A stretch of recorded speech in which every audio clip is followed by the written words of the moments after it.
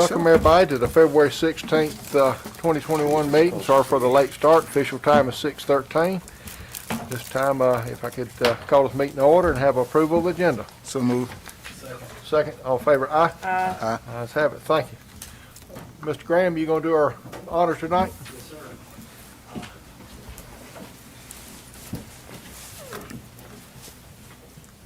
Let us pray. Heavenly Father, we come to you this evening asking for your guidance, wisdom, and support as we begin our meeting. Help us engage in a meaningful discussion, allowing us to grow closer as a group and nurture the bonds of community. Dear Lord, continue to watch over our community and the rest of the world to fight off this horrible virus. I do want to put in a special prayer tonight for the folks in Texas, Louisiana, right on up to Maine. They've been blasted with cold weather and no power, and it looks like Viola is going to be hitting them again tomorrow, just as hard. So special prayer for those folks, and we're going to do a special prayer for a little fella that was involved in an accident this afternoon. We ask all these things in your name. Amen. Amen. I pledge allegiance to the flag of the United States of America and to the republic for which it stands, one nation, under God, indivisible, with liberty and justice for all. Thank you, Mr. Graham.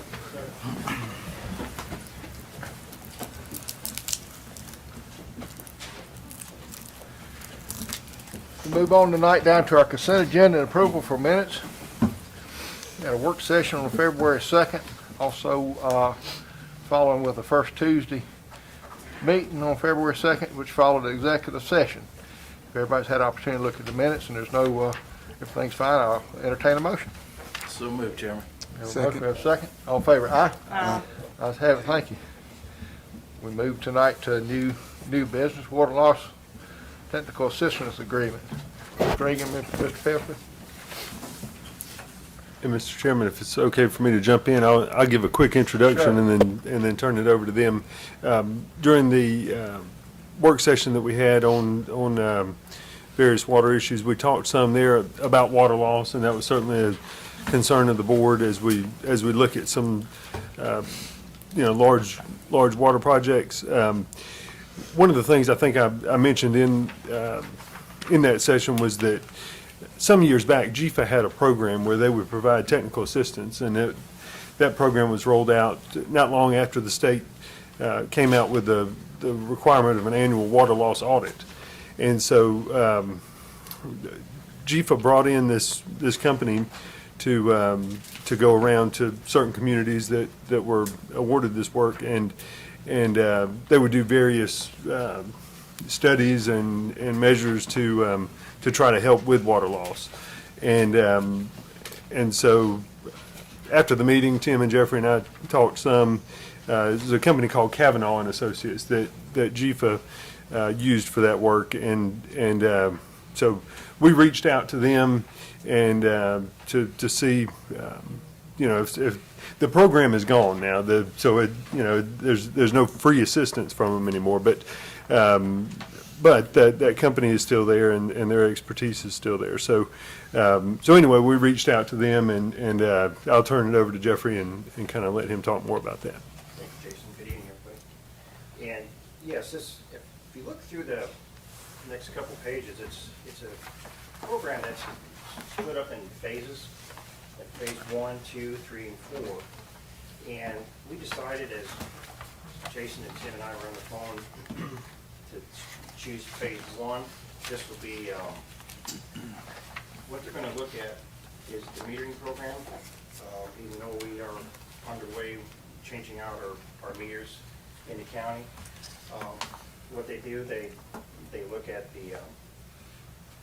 they're going to conduct analysis on flow rates, how the meters are installed, especially at the plants and wells. We pretty much know that there's an issue there because they weren't installed properly to begin with many years ago. So you're gonna have some loss there. And, but they're gonna look at the regular metering program that we have too. And also, they're gonna look at our water production, our consumption, our billing and finance, distribution and storage operations. And so we thought phase one would be a good start for us. And I feel like those two areas we could probably find some help in those two areas. And Jason and Tim and I just agreed that would be a good starting point.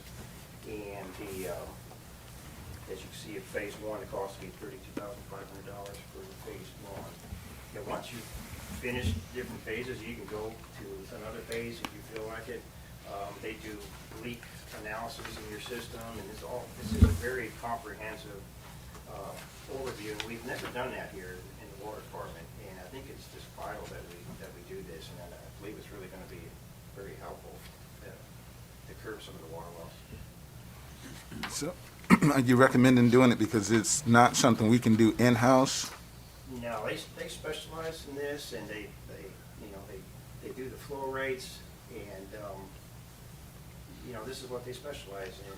And we've, like I said, we've never had anybody to come into our system and just really do a comprehensive look into it, and it's quite expansive.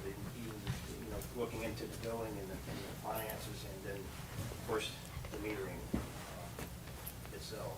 And like I said, it can go into other aspects after we're done with this if we feel like we want to take it any further. Now, we don't really have the capability to do anything like this in-house, in terms of at least the metering and the flow rates and different things like that. So do you think that particular phase is more important than some of the others? And the reason why I'm asking, if we're putting in new meters, right? You all did visits, went all over the country, finding the best meter, and then we chose the best meter, then we paid for the best meter, right? So I have confidence in the meter, is what I'm saying. Yes, but there's different meters at the plants and wells that have never been looked at. And if you're not capturing the flow right when you get it out of the ground, you're going to be, it's going to affect it throughout the system. And that's, too, is where they're going to look at.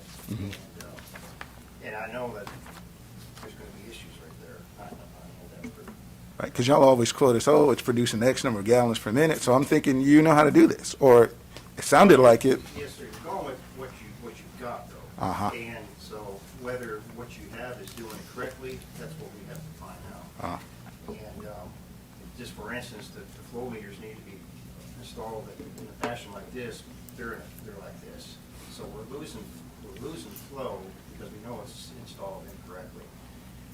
But just how much is that are we losing? We just never had a study like this before.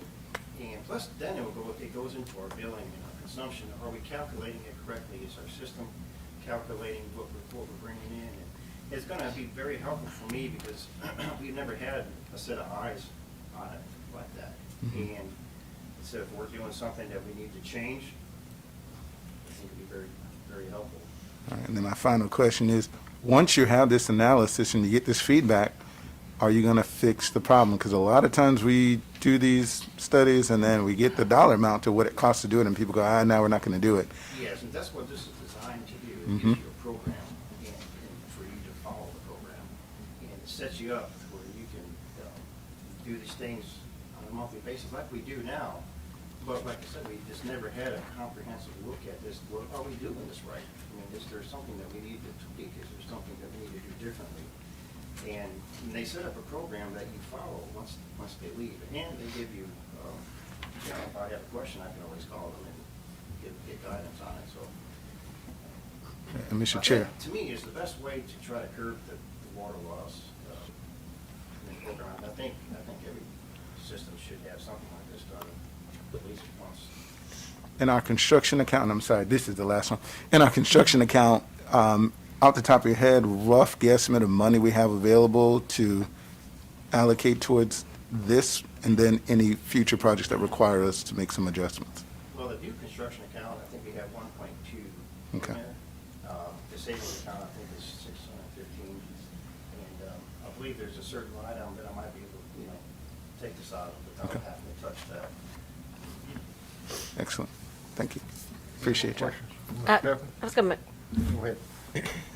and one part of the phase of it here is it's conducting a meeting with the utility staff. And they're gonna follow up with training for the utility staff also with what they find. Yes, what they do, they'll meet with us, and the final package is a program that will follow. And so it is a multifaceted type of program where it will involve the staff, and certain people will be a little bit more than others, but yeah. That's what I wanted to make sure is that we're gonna get some staff training with this too. Ms. Mr. Kitchener? Mr. I'm Wood, all, any questions? I'm all for it. I think it's imperative we do a third-party analysis. You know, it's just like audits on your business or anything else. I mean, no disrespect at all to the water department. When you have an outside eyes looking at it, it keeps you in line. It reiterates what you need to be doing and validates what you have or hadn't done. So I support it. I agree with Sam. I love third party coming in from time to time, checking on things, because they're a specialty looking at it, and they just kind of, if you see this sitting on the table every day, you eventually just can't see it. And they come in and say, well, why is this here? And it can be causing a major problem. So it's a great step. Is there a motion on the table? Motion to approve phase 1 of the audit, water audit. Second. We have a motion and a second. Any more discussion? None, all in favor, aye? Aye. Aye. Ayes have it, thank you. Bid award for meter installation. Good evening, everybody. In front of you is a letter from us. On February the 4th, we opened bids for installation of 2,100 water meters, 2,078 actually, 5/8 by 3 Tim, quarters. I'm sorry. Do you mind turning on your mic so that those sure. with us online can hear you? It's green, is that green There you go. Thank It's the you. other green, Tim. I'm sorry, I'm colorblind. Green looks like green, sometimes it looks like gray. Well, your green shirt's nice. Thank you. It was hanging up in the bathroom. So, Your wife picked it out for you, didn't she? yeah. Steam dry. February 4th, we opened bids. M&E construction was low. Is to change out the remaining 2,100 residential meters. M&E is out of Forsyth. We worked several projects with them, and their labor cost is $214,770. We're here tonight to ask for approval to award the contract to them for $214,770, and it's to be paid for out of new construction. Motion to award the bid to M&E Construction. Second, and also to issue the PO for it, I guess. All right. Yes. The motion is second. Any more discussion? If none, all in favor, aye? Aye. Ayes have it, thank you. The second part of that is the quote we received for all the meters. To replace all those meters, we're looking at $361,760. So, and there's one other component to that. Several years ago, probably 10 years ago, the state of Georgia said everybody should have a backflow preventer. The ones we used in the last project have been discontinued, so we have gone to a standard 3/4 backflow preventer. It's a little Watts, double. They've been around for 100 years. That's about $45,000. So this project will run labor, materials, installation of $621,530 to close everything out, and that'll finish everything off. And that was still within budget, right? Yes, I mean it's right around budget. And that's all the meters. That's everybody. That's everybody left. Motion to approve, Jeremy. Oh, Yeah, go ahead. Second. Second. get Motion them in is the second. Any ground. more discussion? None, all in favor, aye? Aye. I do have one quick question. I'm a fan of buy local and use local. Do we ever get any Jones County folks? Because this looks like a job a Jones County plumbing contractor could do. Do we ever get any bids? Lance Souther is out on Gray Highway by the TEC. I mean, he's in Jones County. Okay. I know he looked at this pretty hard. Yeah. Right. I We saw- actually had bidders that took plans from Memphis, had one from Kentucky, and one from North Carolina. Wow. North Carolina, Virginia. Okay. And they, somebody bid 20,000 meters ahead of us, and so they dropped us. Wow. That'll do it. All right. Thanks. Thank you. Thank y'all. All right, golf program, Mr. Goins? Hey, Mr. Chairman, Commissioners. So I did some studying on the golf course since I took over late 2015. We implemented a new POS system, point of sale system, in 16, and since then I've been looking at year over year on our ROI, and we've been slowly getting better and better and better. And I've kind of hit a wall on how to, without increasing the cost to play golf at the golf course, by increasing our rates, I've kind of hit a wall on how do we continue to grow our ROI in a significant way. So I'll come up with this, I found this thing, doing a little research, and Mr. Jason got a video. This video will explain it a whole lot better than I can.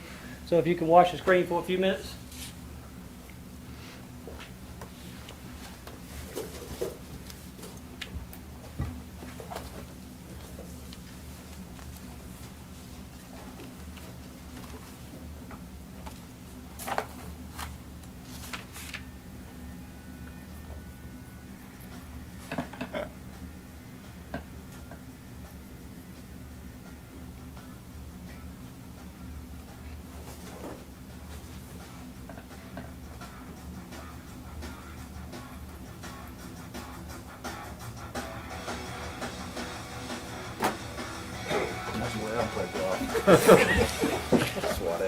Hey everybody, I'm Dave Roberts, Golf Program Specialist for the Air Force and JBSA. I'm here today at Fort Sam promoting Fling Golf. This is the newest alternative for the new generational needs of golfers. It's great for airmen to get out of the billets, get away from those videos. It's good for families, kids, seniors, those who don't want to try golf because they think it's too hard, too expensive.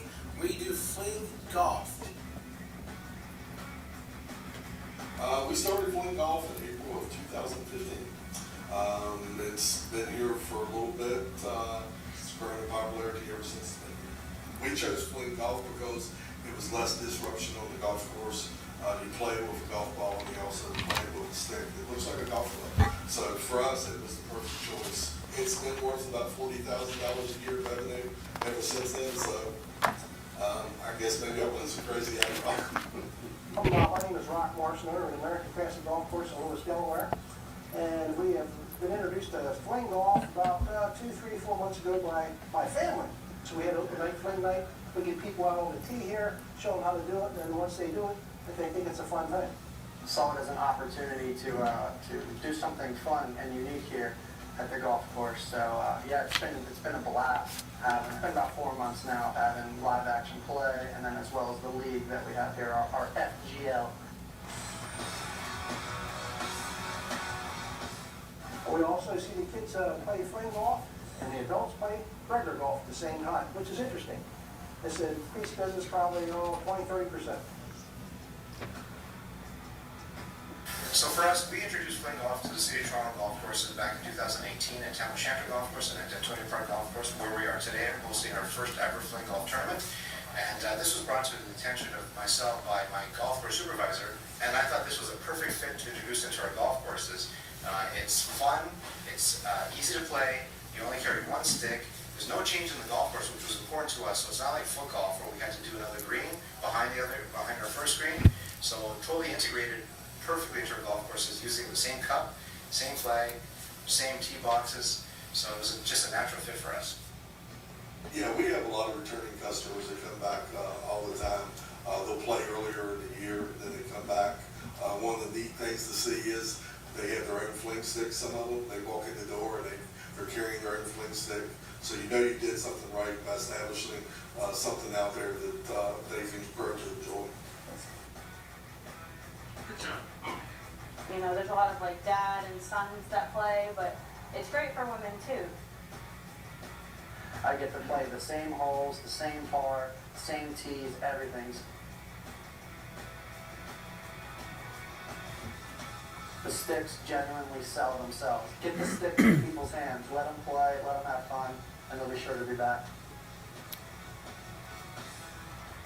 The biggest thing is that it allows people to do stuff with their families, whether they're avid golfers or not. They're able to play fling golf and regular golf side by side. So for us, it's been a perfect thing because we have such a broad range of people. It's one stick, and you're not going to carry a whole bag with you, and it's great for seniors and juniors and even our disabled golfers. But we really found our niche with corporate team building, where we didn't expect this market, but it's a great way for someone to try something new that's never done anything like this. And people are having fun with it, they're out there, they're team building, they're having a great time. I mean, one of the things we see here, it's enjoyable to see the groups walk in after they went through a round of fling golf. And first thing we ask is, what'd you think? How'd you like it? And it's always a blast. We have fun. The one thing I like to see that happens at that point is they're laughing at one another. They're having a good time. They're not looking on their scorecard saying, I shot 4 over. It isn't about the score. It's about the experience, the camaraderie, and having fun out there and enjoying the company of others. Well, everybody can play regular golf. Those guys can play fling golf. Everybody's happy, especially after a couple beers.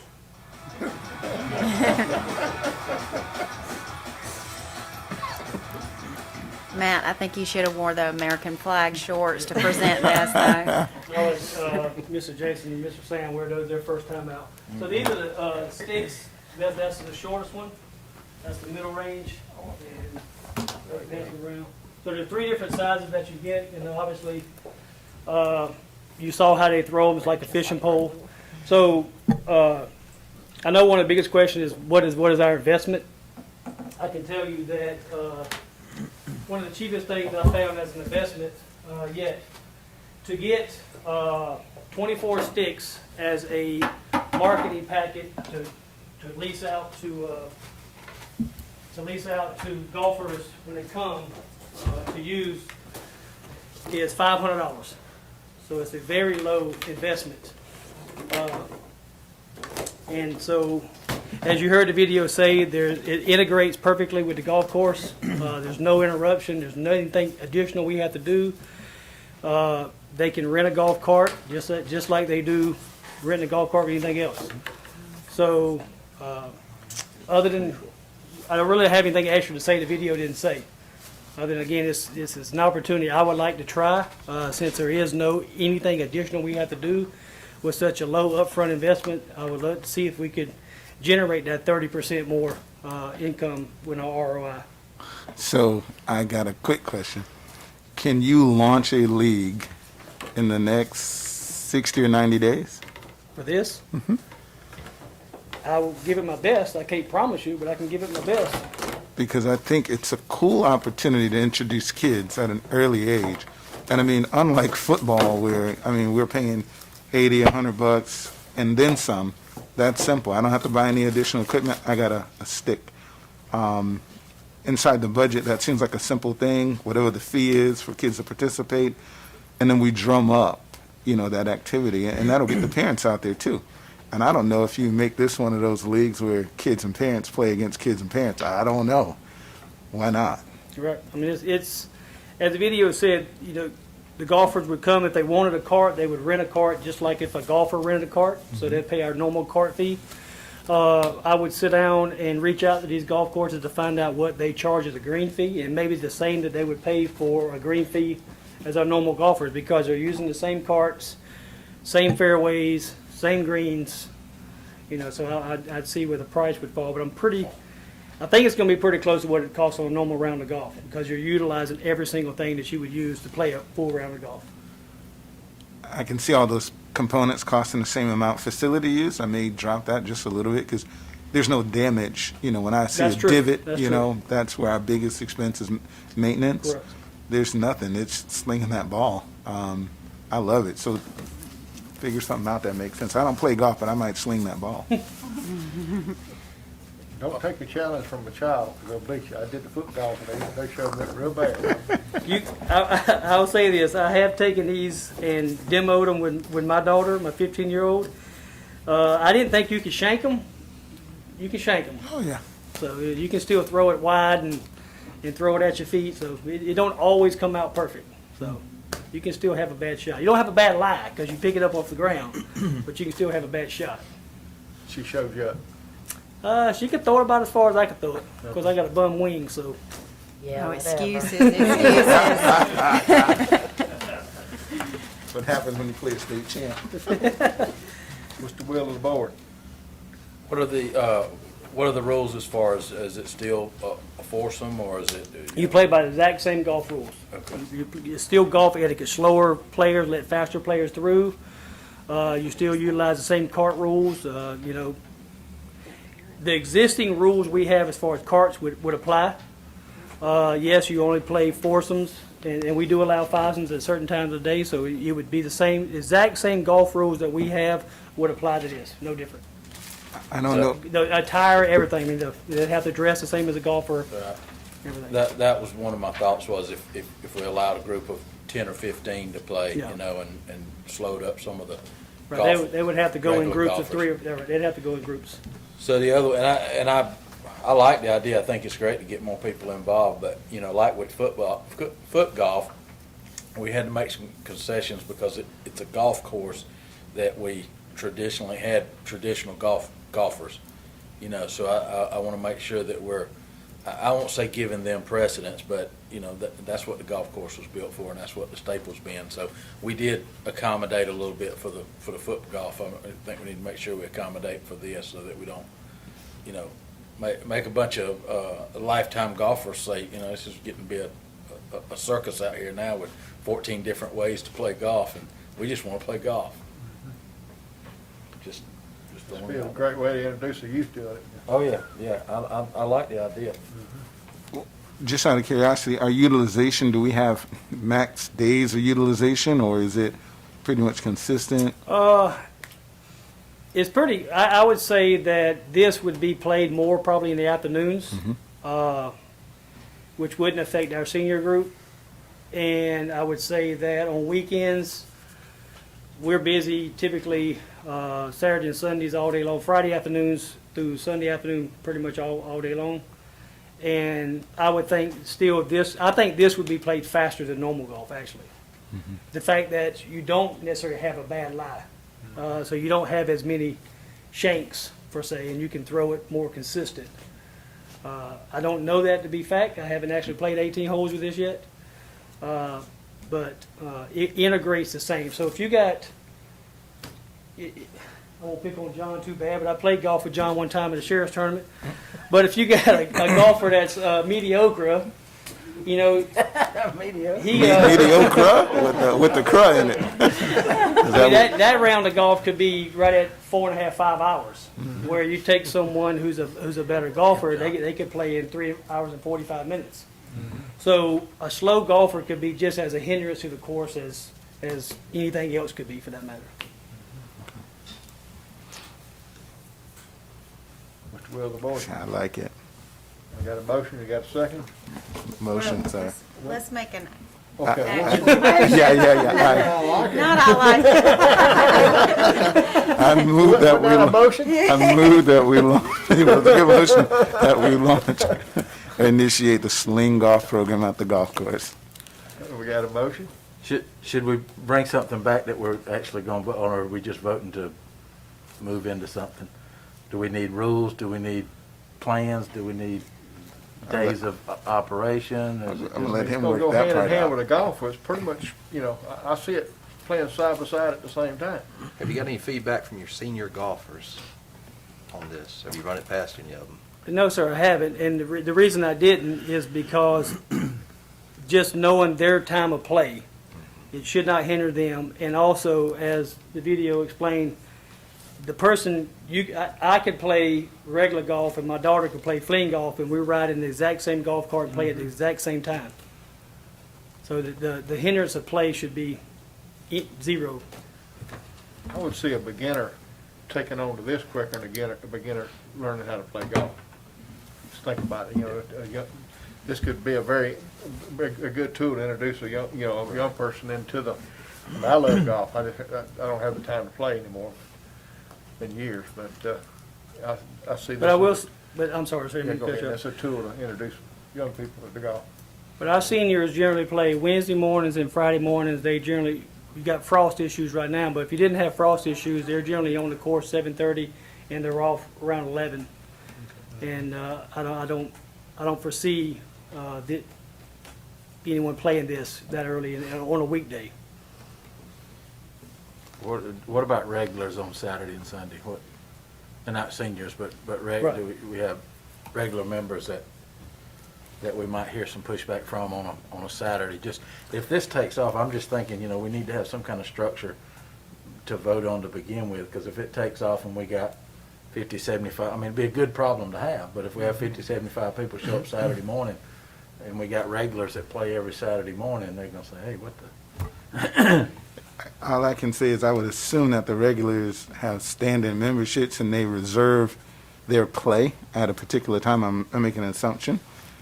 We don't do tee times. Okay. And no different than foot golf. Does foot golf has a specific time that they play? The difference is because of how it's played. I think with sling golf, to Matt's point, is they're playing at the same time, approaching the same hole in much the same way. It should not be an issue. The only thing that would concern me about putting too many restrictions is if, I'll use John as an example again. John does play golf. Well, if his daughter wanted to come play with him, but she would play fling golf while he would play golf. Mm-hmm. If we put restrictions on it, then that would hinder his ability to come and play. Right. But I will say this: I am an avid golfer. So I understand the concerns, and I would not let any alternative measure hinder our golf course for sure.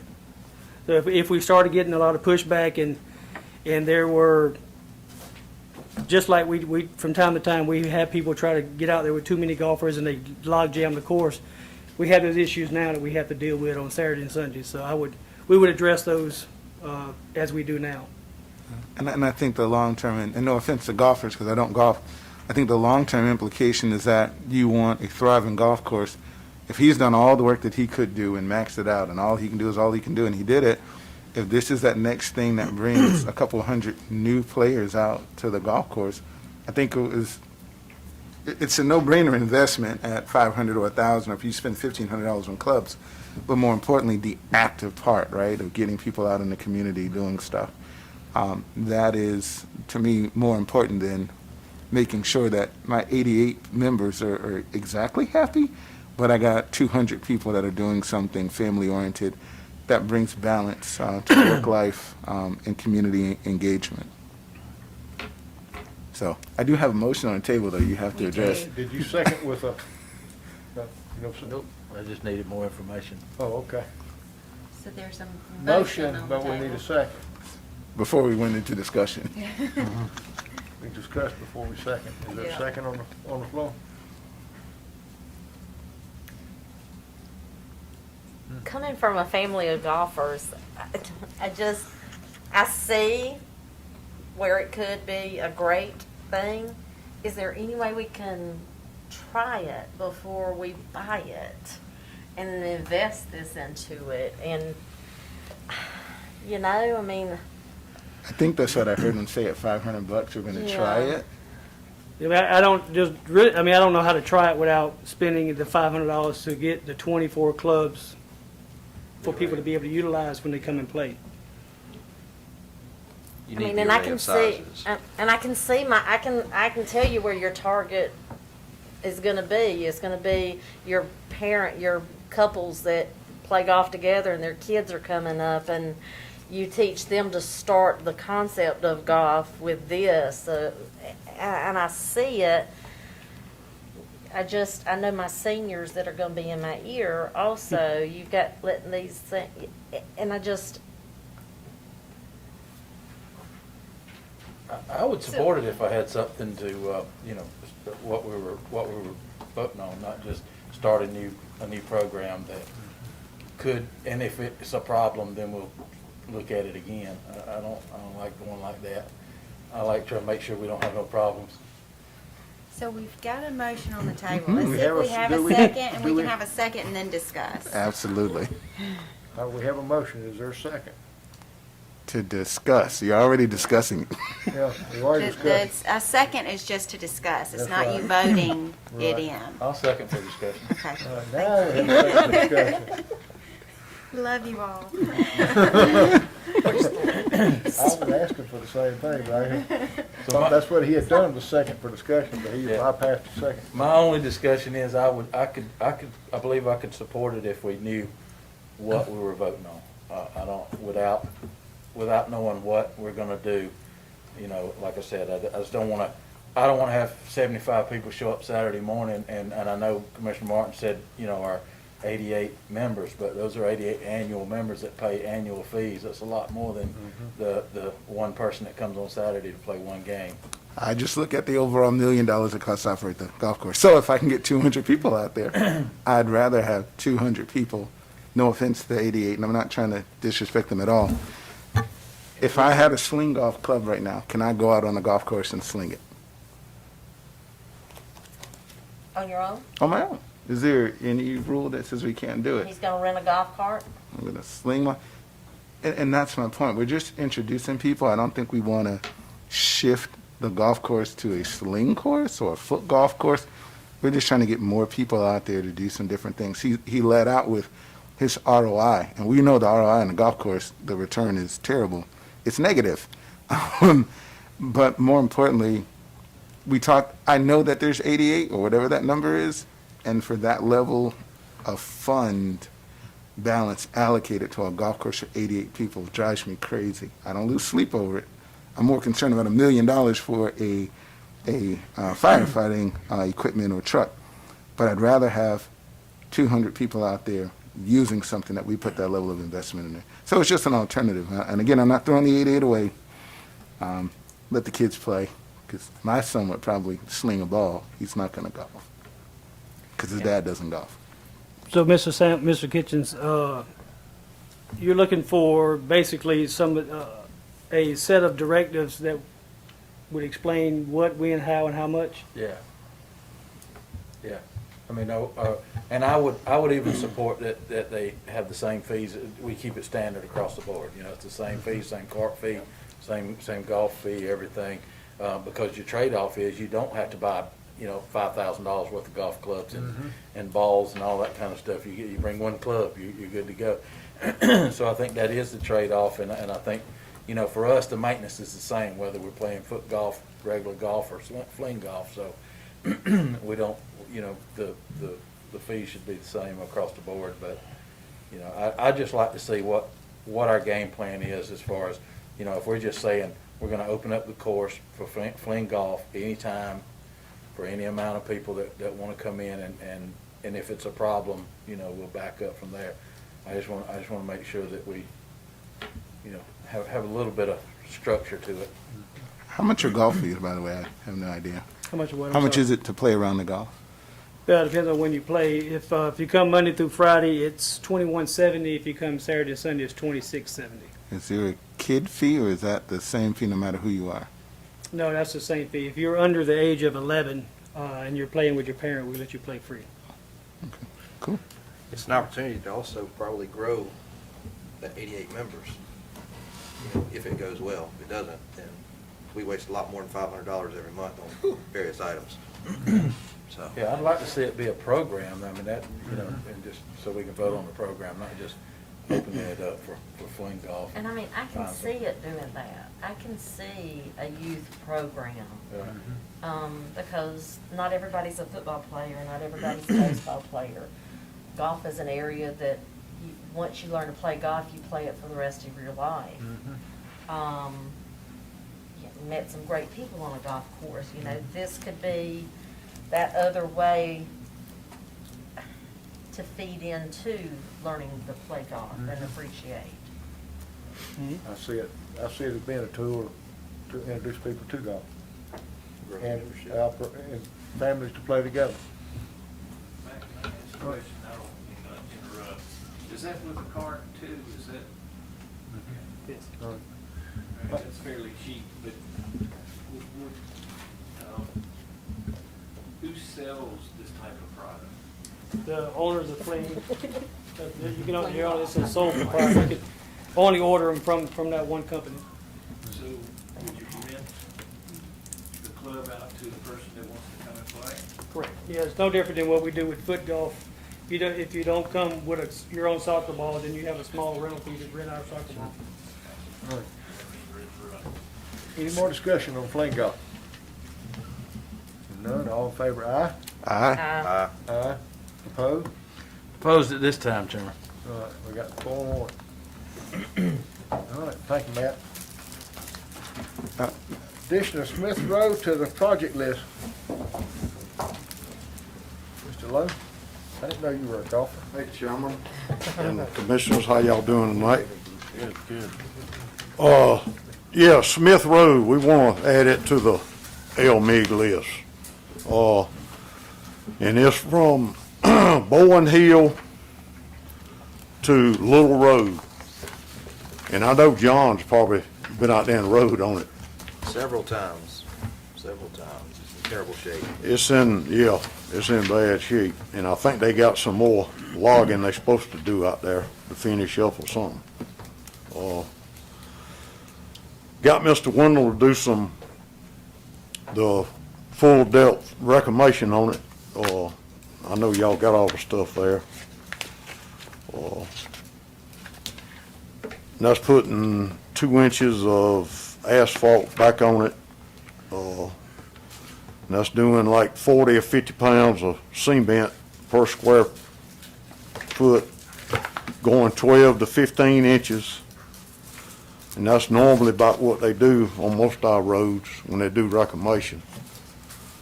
I think Henderson Road was from the railroad tracks to the county line, I think they went 20.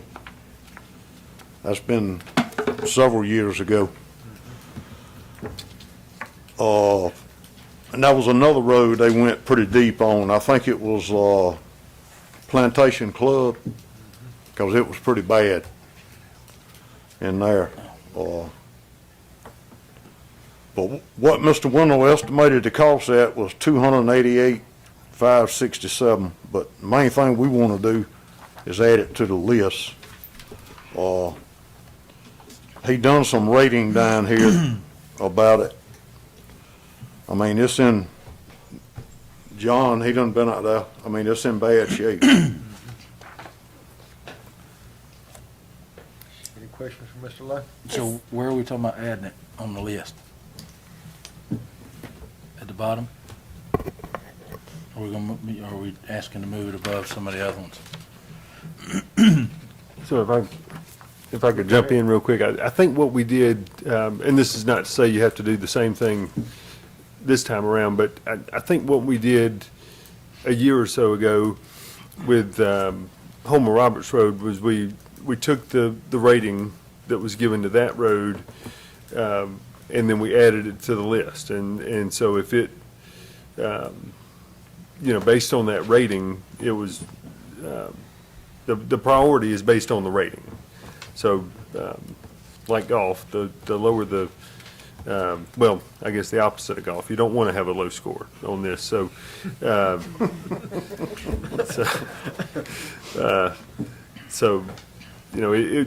if you start with what you did last time around, it would be prioritized based on that rating.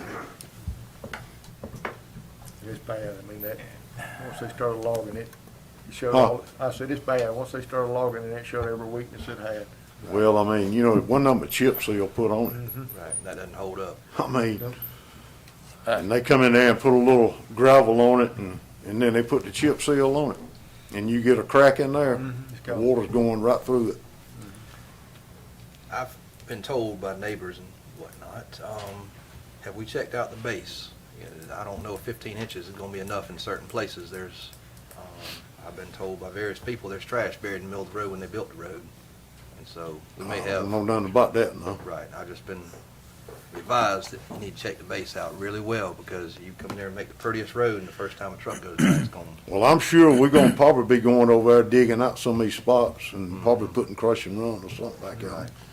Spot treating. To try to get it safe back up, because it's got some pretty good humps on the edges and in the middle. Yeah, it's pumping out bad. Yeah. What's the board's will? Chairman, at some point, we're gonna have to get a standardized, are we gonna grade all of our roads every year? Because my issue with this is, I've got constituents that call me every year, hey, my road was number 3 on the list 20 years ago, now I'm number 6. How did that happen? So whoever it gets put in front of is gonna call their commissioner and say, why did it get moved up? Because we just not graded. Well, why didn't we grade it last year? If we said this was the top 3 worst roads in the county, and all of a sudden we find another one, that's on us. We either need to grade all of our roads and prioritize them, or we need to put it at the bottom, at least at the bottom. If it's a 3, at least at the bottom of the 3s, because I can't support moving it up in front of any of them that I've told constituents that their road's number 2 on the list because it's the second worst in the county. All of a sudden, it's not. It didn't get the next 3rd worst overnight. So, Well, And I'm going to agree with Sam. argument on that is very easy, that this road could very easily been a 5 before the logging activity took place. well, then that's where the loggers need to be held accountable. Right. Amen. And I agree with Sam. Those same people that came to the meeting when you guys first got elected and said they didn't want a home health, whatever I was doing with the kids, are going to be the same people on Ruby Drive that's going to show up and say, hey, our road was on the list and now we're off the list, maybe, or number 13. So, no, I couldn't support it either. I ride a bike, and I can tell you about a number of terrible roads because I ride a bike. I made the mistake of riding down Sage Road. What is on Sage Road? I emailed you guys about Sage Road. I bet you that Sage Road is just as bad as this road, and there's no logging truck. That's a little pig path, ain't it? Oh, my God. On a bike? I thought I was going to die. But Sage Road is another one. You ain't been back over no more, have you? Man, no. No. Did y'all fix it? I know we've been over there and put some stuff in the potholes. It's got about 150 potholes. I mean, I could talk about Camp Joycliff Road, but I'm never going to say, hey, come pave my road, right? My neighbors are going to complain. But that road is just as bad. I dare you to drive down it with a hot cup of tea with the top off. So, to Sam's point, I agree.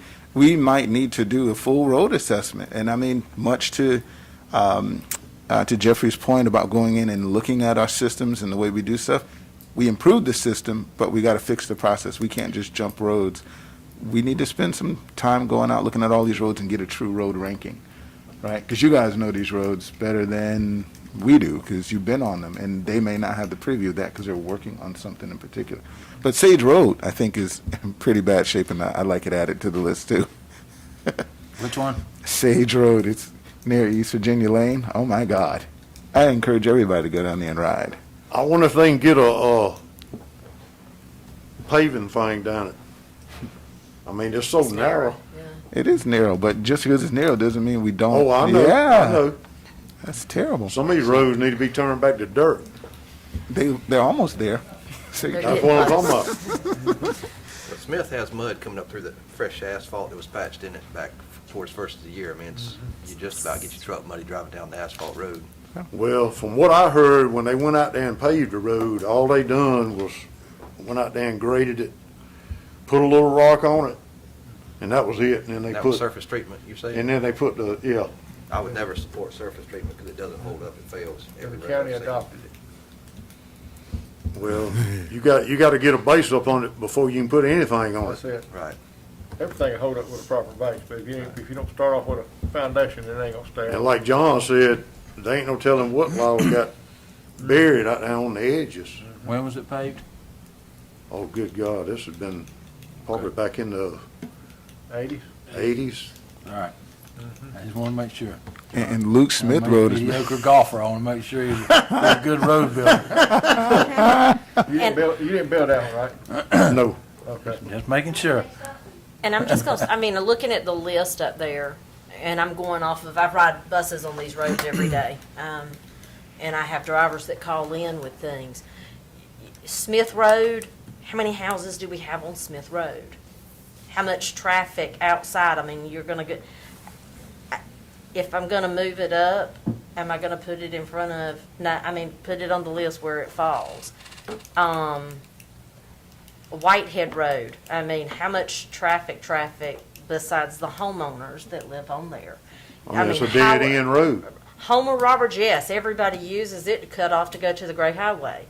In fact, I had to quit the buses from going there when the speed limit went up, because I had 14 buses that went down that road. And it's in bad shape. That's one of them that I'm glad to see is up there at number 1. Overland, everybody uses Overland. Well, based on this rating, it would move it in front of Homer Roberts. No.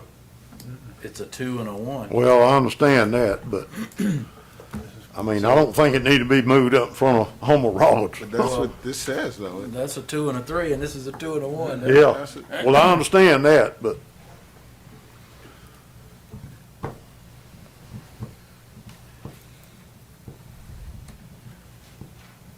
I mean, I can understand that it needs to be resurfaced. I see that.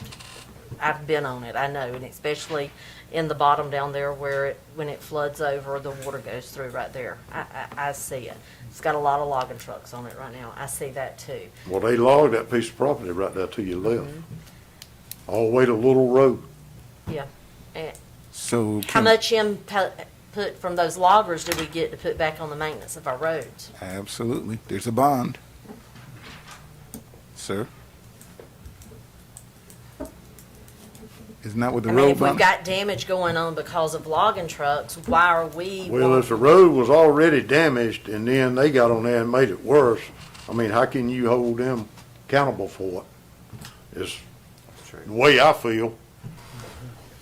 Because if a regular car rode on it, it wouldn't have been as damaged. Well, that's true. Yeah. So, and I'm a fan of leveraging the road bond. That's what it's for. I don't know the degradation of that road. I have no idea. Haven't ridden my bike out there yet. I invite you to ride with me. We'll ride and look at it. Okay. Don't have no coffee in your hand. No. Y'all gonna ride bikes or in the truck? Bike. I'm gonna video that.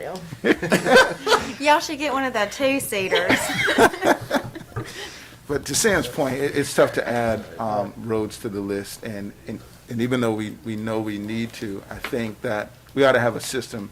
If it's added, it should fall under those roads, and then we work through those roads. Because if not, Ruby Drive could keep falling, Altman Road could keep falling, and they never get done. Luke Smith, I don't know how long that road's been on the road list. Question, was Smith Road even evaluated when this list was done? Because, it wouldn't have, even 5 years ago, it wouldn't have come in as a 6 or a 7 or any of those ratings. So has it been overlooked and now we're just looking at it? I don't know. That's a question for John, because, if it's been omitted from an evaluation standpoint for years, and now we're just evaluating it, it's coming in at a 1-2 or 2-1, whichever way you want to look at it. So there's an issue there if we missed it, if we just rode by it. And that's true. I mean, because it's not a lot of.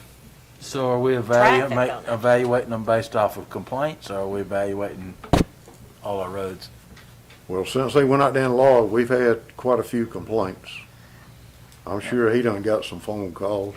Well, that's what I keep hearing, since they logged, since they logged, since they logged. Right. We didn't seem to have a problem. Since Tiffany, I they think logged. you want to say something about the logging, if y'all mind letting her. And we have a citizen. on. Yeah. In the past, I contacted Frank Childs about this, with that situation with Smith Road being in such horrible shape for over the years. And I contacted him because John and I talked about this before. And he said if the condition of the road is already set for XYZ repair, if they're not causing any more further damage than what already has to be repaired, then you wouldn't necessarily go after them to pull their bond.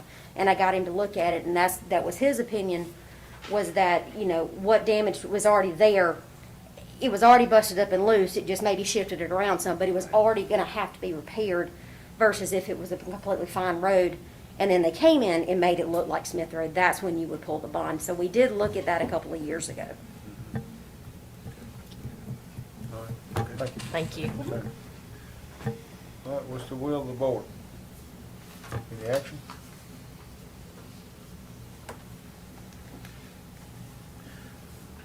Mr. We have no action on the board at this time.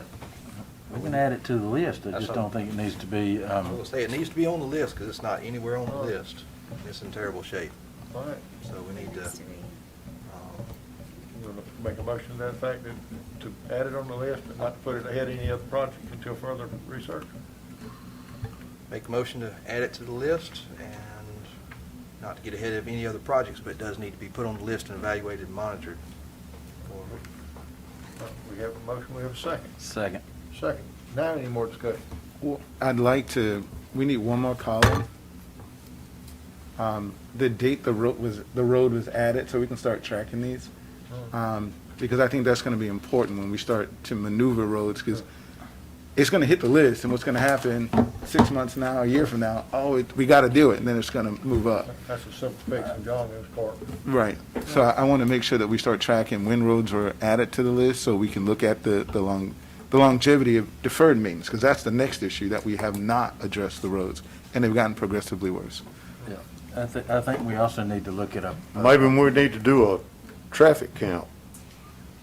I mean, we done that, I think, on Overland. Well, it's not traffic count. Right now, we don't even know Well- what roads need to be done. And now, I guess, if we adopt the app and we start clicking and showing where these roads are, you will get a whole bunch of new data about where we have bad roads. And after that, we can come together with a plan on what needs to go on the road list. But at some point, we need to look at an audit of our roads entirely too, because at some point, we're gonna run into, well, I got 5 complaints on this road and 4 on this one. Well, we think this one's worse shape than this one. How are you gonna justify that? Is it gonna be complaint driven? Is it gonna be what year we added it? And we didn't, just like this one, it seems to have been a problem for a while, but we didn't know it until now. So if we know all of them that might be a problem or what they rank 1 through 10, then if they get worse because of damage or whatever, we can move them up the list. But And one more thing, I'm sorry. Go ahead. And then I don't want to, what about all these dirt roads that have been on this list for so long that still haven't got any paving? yeah, I think we did a good job of that with, if we put enough columns on there. Have you got that one, Jason, where it shows, you gotta have so you gotta have the petition, you gotta have the right-of-way surveyed, you gotta have the acquired parcels to be able to widen the road to pave it, and then we gotta have the funding. So none of those have all 4 things before we get the paving. So none of the dirt roads are waiting on us to fund, that I see. Even some of them that are in my district that have been on the hot topic for a long time now, McKay Road's one of them. We got so many people that want McKay Road paved. Well, you got a lot of people that don't want it paved. And so if you don't get 75% of the people on that road that want it paved, that's our policy. You got to have just the will of the people. And if 75% don't want it paved, it's, I don't know what to. Good point. And 2, you've got to take care of your paved roads, because if not, it's like John said, they're going to turn back to dirt. And before you start adding more dirt roads to be paved, you've got to take care of your dirt roads that are turning back to dirt on you. Well, we use LMIG mostly for and put a little money towards it for our road maintenance. And then we have to budget for dirt roads to be paved, right? Because we can't get LMIG money until they're paved, right? Or can we use LMIG money for dirt? I think if you had it ready to go, then you could use LMIG money for the paving of a road. I think you can't use LMIG money, if memory serves me correctly, for the right-of-way acquisition. But you could use it for the actual paving work. So they consider it maintenance going from dirt to pavement. Mm. Well, we've got a motion and a second. Any more discussion? If none, all in favor, aye? Aye. Any opposed? Ayes have it. Still up there, Mr. Lowe, purchase a mini excavator under state contract. Yeah, we got 3 bids. Jeffrey getting this one too? Is that a big picture? You want me to go sit down? Sam got you last time, I figure I'd get you this time. I apologize for that, though, didn't I, John? I don't know, did you? If I didn't, I'm sorry. Tractor equipment. Some of these kind of broke it down for the tractor, and because I want a 24-inch bucket, a ditching bucket, which is 48-inch, and then a mower to go on it. And all of them are a little bit different. This is a 42-inch mower.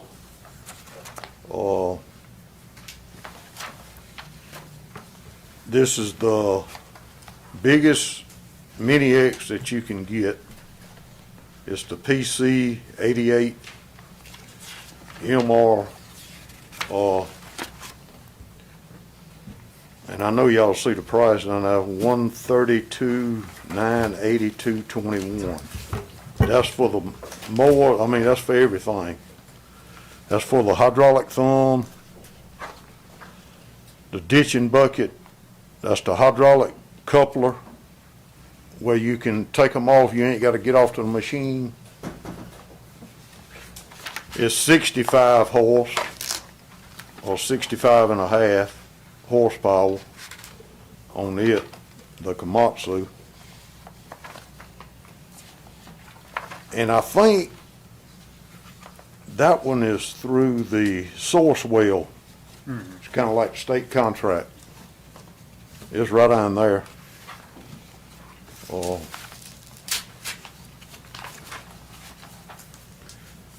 And why do you want this or need this right now?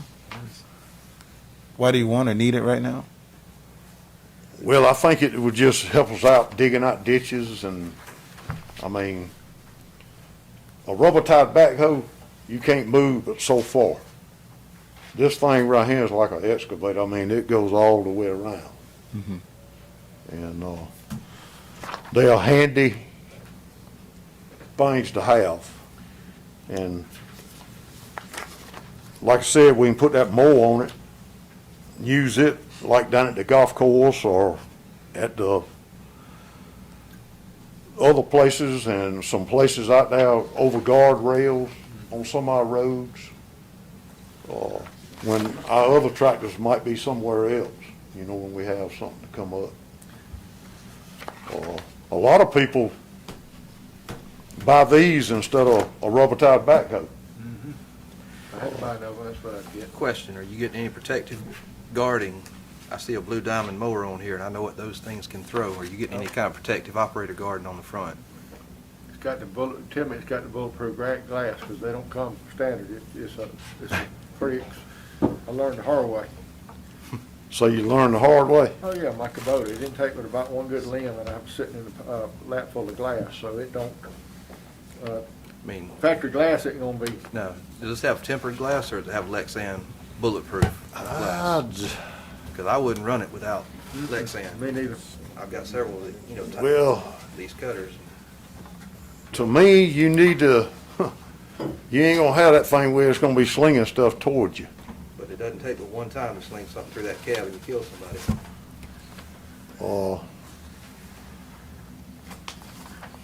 It'll throw it 300 feet. Sean, Does this thing have Lexan glass on them, or is it regular glass, or what?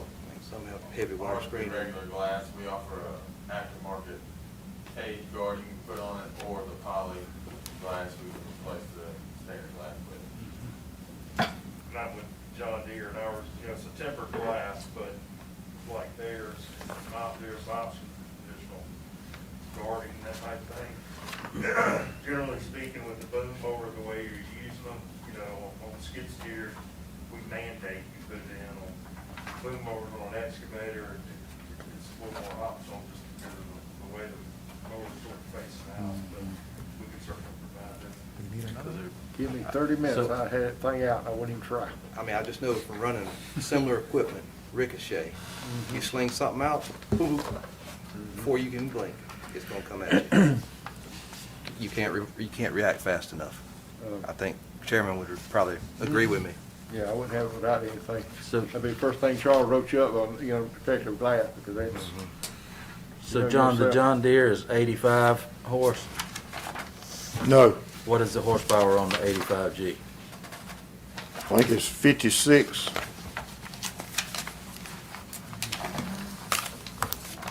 What about the Yancey, the Cat? 70. 70 horse on the Cat. Yep. And what was The Komatsu was 65. all right, what is the boom reach on? Is there any difference on all of them? 11 plus 11 each one? I think they, Looks like a bucket. 11.2. 11.6, 11.2, and yeah, I see one right there is what's the John Deere? 8. The bid you got on the Caterpillar is 15.1. 15.1.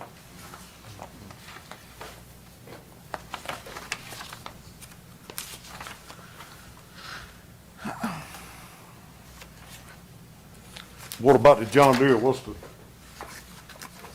have to go back and look to be sure, but I think, looking at, because I did a comparison between the three, and as far as dig depth and all, they're very right there at it. I think we are right around 15, 14, 11, 15. They are there, they got 14 now. 14 Okay, so that's, I'm looking at arm length. You talking about adding a bucket on it and everything, right? The boom assembly 11.2. yeah, one of them's 11.6 and the other one is 8.1. Is that right? Well, he just said 15 foot on the one that's the Caterpillar. Well, that's the deepest you can dig with it, is 15. Now, if you stick it out on the ground, it'll probably reach out to, what, 24 feet? Yeah, 23 feet.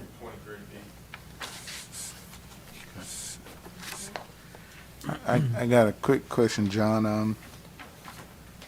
Is the mower, you're gonna buy a mower separate, is that right? Well, two of them, the Flint and the TEC, theirs are figured in. Now, the Yancey one, Right. you got So a price on the tractor, and then you got a price on the mower. Okay. The mower's like 13,940. I got you. Tractor's 113,960 on the Cat. Okay. Do math. And this will be coming out of the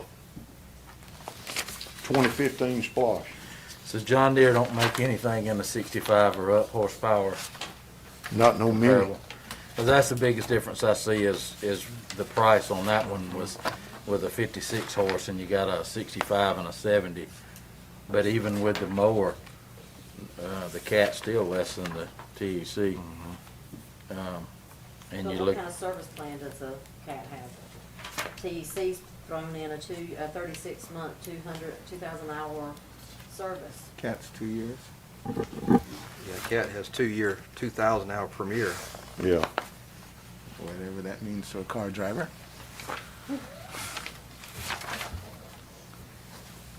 And just so I'm clear, the John Deere is $112,915 with a mower, correct?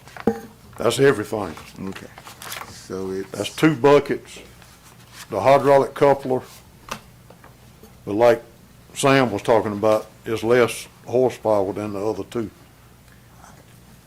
Again, I don't operate this equipment. My car's got 650 horses. What does that mean with a tractor? This one won't run 100 miles an hour. you don't call out, run it. I'm figuring that in reverse, right? But so, Yeah. I mean, do I want a 100 horsepower tractor? I don't know. I'm on the side of the road. I'm digging. Well, What's the flow rate between the TEC and the, hydraulic. right, flow rate? Oh, they all have Oh, yeah, that's, Yeah. Where do you see the service agreement on the Cat? I see the warranty, isn't that it? Yeah, it's just got the warranty on it. Okay, but then TEC is giving a 36-month, 2,000-hour, scheduled maintenance. I'm guessing they're gonna service it for the first 2,000 hours, is that what I'm looking at? Included in this? Yeah. They're the only ones that's put that on. Is that worth $20,000 price difference? I mean, y'all I'm tell me. just looking at, you know. And in the future, can we have all this in one? Yeah, because I'm flipping pages and, you know. For a car driver. Yeah, for a car driver. I do have a tractor, but I don't know what it's a Mahindra. I think Well, like I 15 said, you know, all the tractors are different horsepower, and they're probably a little bit different on the dig and breakout force, for hydraulics. Right, and the only reason I'm saying that because y'all are talking about it and I'm visualizing it, but you know, those things that y'all are talking about obviously are important to you all. I don't have a clue if the dig in, the reach, I understand with the mower because y'all taught us that, right? That mower arm, that makes sense. But just in the future, put it all in an Excel spreadsheet so we can see it. Because I'm flipping pages trying to compare apples to apples, and I got stuck on $112,000 in John Deere. Right. And if I have to buy another tractor that you might need, maybe, I'm spending $112,000. I'm asking Jason, do you really need another tractor?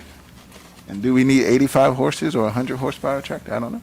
Well, that's since they got all this pollution stuff and whatnot going on, if you stay up on a 70 horse, I think, or 75, you don't have to have that DEF fluid and all that stuff to put in them. Huh. So that's less maintenance, right? Oh, yeah. That becomes a no-brainer. I think all three of these machines are under DEF requirements. Great. With the other ones, you purchase them diesel and an And because this all keeps my parts per million below 2.5, I understand that. All right. John Deere. So all three of them meet that requirement, though? Oh. $20,000 difference. On which one? The John Deere. I'm a simple guy. You didn't put it in a form for me, so it looks like that's what I need. What are you saying, 20? John Deere's 112. 112, right. But then the Okay. next one is 132,000. Whoa, you missed something. It's not in the sheet, so I can't tell. Okay. It's not a, You're missing something. okay. You got a diamond mower on there. John Deere's got diamond on there? Is the mower included on John Deere? Yes, sir. Yeah. Ours includes, 2 buckets, hydraulic coupler, 12 mower. Hey. Sorry, I'm looking for the mower. Hold on. The last one. Yeah, it's a paddling mower. So it's- Paddling, okay, that's where I Yeah, was. you're still All right. comparing apples and oranges, kind of, they're not all the same brand mowers. So we John, don't- talk to me. What's the difference between Padlet and this other one? I don't know. Don't ask me, 'cause I don't know. It's kind of apples and oranges. So can y'all bring one of each to the next meeting? So- Yeah. I had them showcase them at least 3 or 4 times, John. I got a lot of work done. Yeah. And see, for those that don't know, when we go to the ACCG conference in the spring, they bring all this equipment out. We get to touch it, play with it. We don't get to operate it, unfortunately. I need to work that out. And so I have an idea. I haven't seen one in a while, so I have no idea what this is. Anytime you'd like to come to our store, we have a place that can operate it. Don't No, tell no, him that. This is a man that's got a Murray He mower has a car, okay, that and a he bike. grinds rocks up with. Right, remember? Yeah, You said the blade wore out too quick, but I told you you weren't supposed to be cutting rocks. right? it's a rock, it was. But I'm coming. We'll supervise it. Okay. Oh, yeah. All right. John Deere, does it have the service?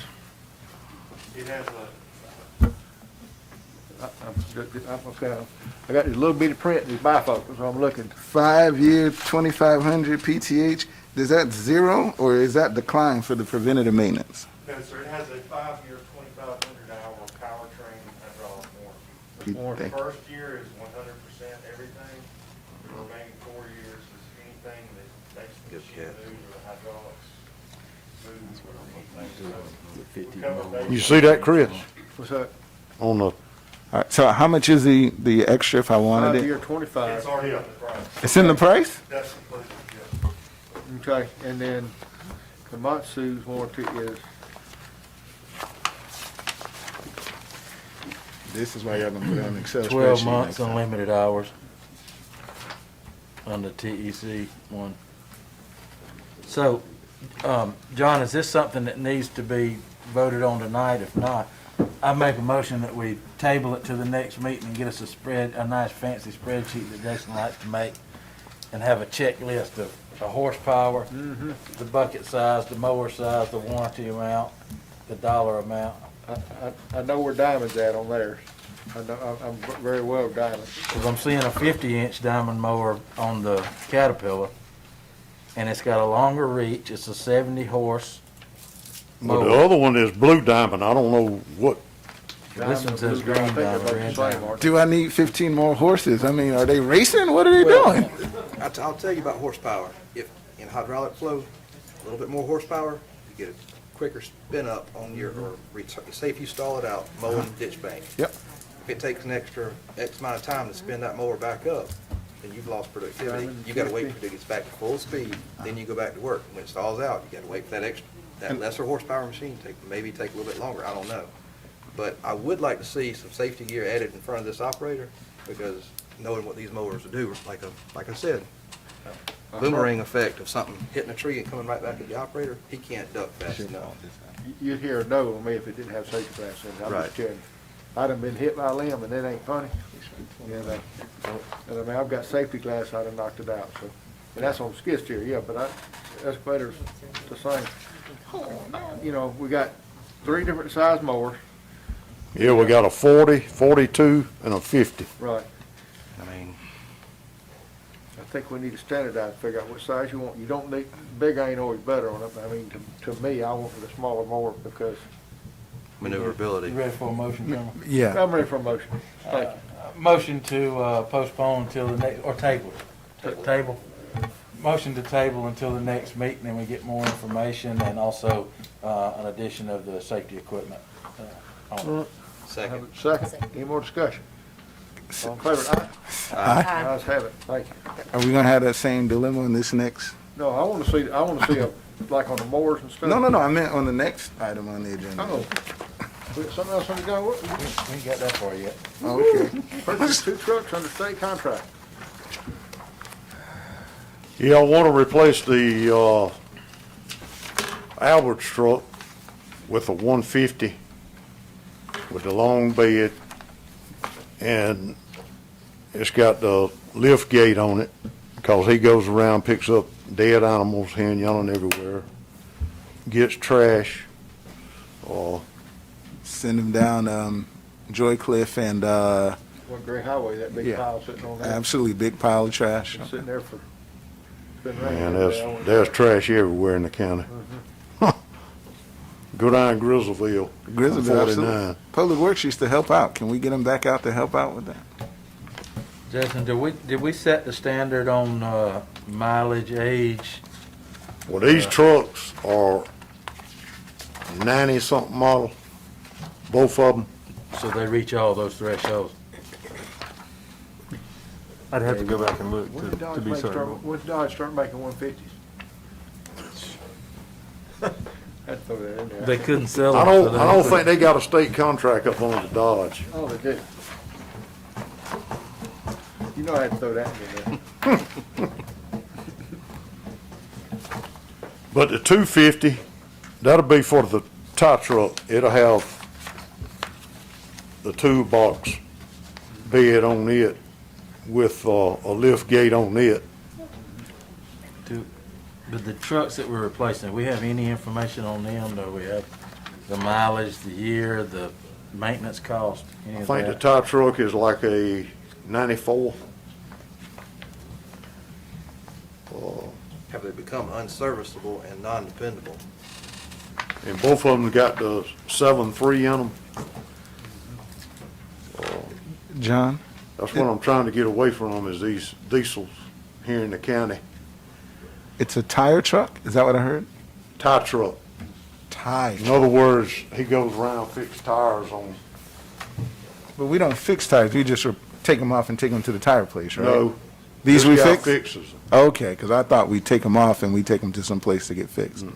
I'm sure you had to do that too. I forgot. He does motor grader tires, the rubber tied backhoes. The only thing he don't do is the rubber tied loader that we got, 'cause them tires are too big. Okay.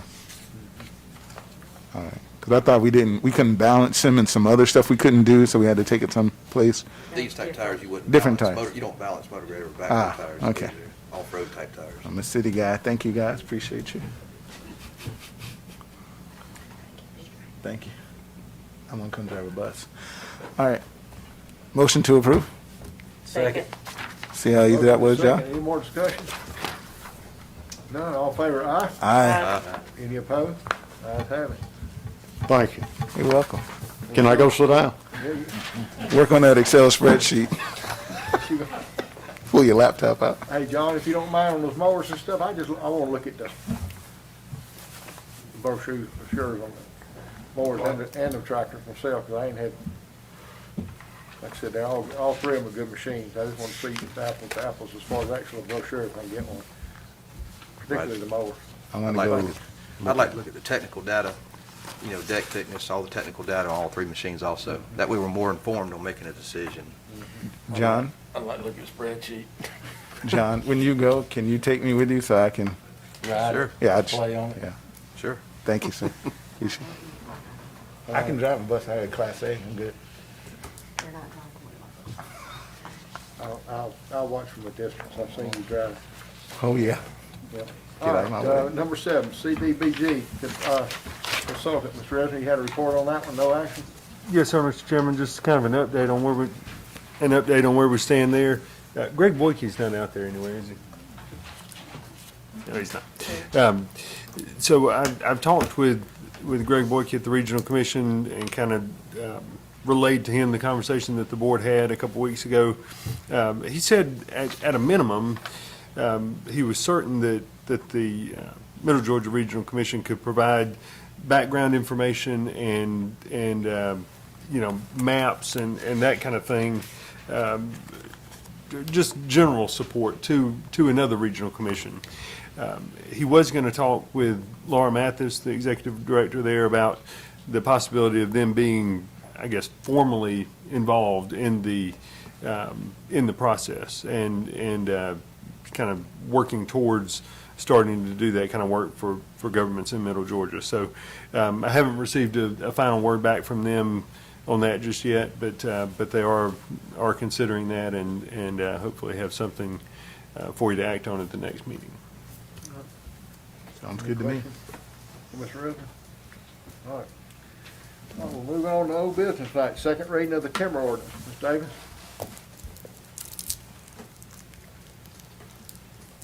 Good evening. I'll try to keep this short. Just coming back for the second reading of the timber harvesting ordinance. This was mandated by HB 897. There were a couple of changes dealing with the database, Georgia Forestry Commission, and the bond. We'll just hear back for the second reading. If anybody has any other questions. Any more questions? No? Entertain a motion? Make a motion to accept the second reading. And we have a motion, we have a second? Second. Second. No more discussion, all in favor, aye? Aye. Ayes have it, thank you. Thank y'all very much. Appreciate it. All right, department heads. Who we gonna start with now? Ms. Davis, you have anything? Department heads, start with ladies first? Yes, I'm good. Okay. Ms. Graham, I saw you sitting up in your seat, you ready, might as well let you go. Minutes ago. I heard your stomach growling, I know you're hungry. No, thank you. I hadn't had lunch. I just wanted to give you guys an accurate and official, from the Region 5 Council, how ambulance service needs to operate under law. And this one was rewritten in 2017 by the region board, but just got my hands on it. So it's basically tells you the rules and regulations that an ambulance service is to abide by. I hadn't seen this in years. You know, I've been out of it for 12 years since I retired from the medical center, but it is still in effect. The ambulance services are supposed to have written documents of a mutual aid. On the second page, it spells it out in a code section. But it's not to bring up anything tonight. It's just something for you guys to read over. But this is bona fide in the law. It was written by Mr. Coulter, Bobby Coulter. He is on the board, had been on the board for 39 years, and this is going to be his last year. Says he's going to retire after this year. He served the board well with the state for 30 counties, and but he had read the newspaper and knew that there was a problem, and he had brought this to my attention, and it's for y'all to read up, and I know there'll be some further information and actions maybe in the future. That's all I got. Can we get a copy of these mutual aid agreements when we have our meeting? From the ambulance service? I am assuming so. They do mandate it, don't they? What's that? Does the ambulance services on page 2, Bobby, it says that mutual aid agreements written, right, it's under the general principles. Mutual aid agreement, written agreements between and among local EMS providers to assist the emergency calls. A zoned ambulance provider is expected to establish mutual aid agreements with other licensed ambulance providers pursuant to EMS Rule 511-9-2, yada yada. This agreement shall not be used to supplement the daily operations. So, They're supposed to have it. okay. Mutual aid agreements is something that comes up about every year. And we've had mutual aid agreements with all services, fire, ambulance, and everything over the years. And it's up to the services to keep up with it. Okay. And I think you see that also says that it goes according to like medical center rules, Right. regulations, whether or not they call it another service. Right. Our hands are tied on that. Every 24 months, I'm mandated by law with fire rescue to do everybody that touches us as far as counties are concerned. Don, Yes, sir. the one sentence when you went into yada, yada, yada. That's the one you missed. Yeah, is the important one No, to I me. thought I was going to say dash In- .07. Yeah, in an event that the zone provider is unable to immediately respond to an call, emergency. right. That's critical for all of us. Very critical. Yeah. The clarification on the time frame, if. It says about the immediately. part, Immediately, what is there immediately? Immediately is, I would think, within a minute to 2 minutes. If they're unable to respond with a truck, they need to go to the B provider. Well, it used to be 1 minute and 29 seconds. Okay. Or you were That's written even up. better. Thank you. But that's when I was there. Okay. Well, I agree with Sam. I would like to look at these mutual aid agreements, and they should be a matter of public, or Right. public record, public documents. Whenever we have a work session, if we get a date, and I can invite these folks and the state folks too, to really narrow down and answer the questions. Like I said, I've been out of it a little while, but these are just the basic written rules, and it's very basic, but you can get into the code section, so it will help us out a whole lot. Right. And in the interim, if that is in there, obviously, we want to find out if they have one with Grady, and then encourage them to start responding, because we're monitoring that traffic. What's weird is the hospital is run by Naviance now, which is Naviance Medical Center, and if they don't have something in effect, which I don't think they do, but I can't be 100% sure. It should be. It's been missed. Yep. And I was there last Friday at a retirement, and I had a talk with the director of Grady and the vice president of Grady, but he was out of Atlanta, and we talked this much, just briefly about it, and they would be willing to talk. But that it's very ticky of talking with somebody until you have the counsel available and the whole 9 yards. I don't want to break any laws by anyone. You have to go through the zoning committee for Region 5 council in order to get approval to have another service come in. All right. Anybody can call whatever ambulance they want from wherever. That's their prerogative. And nobody can stop that. You know, but if 911 call comes in, it's gonna go to the medical center.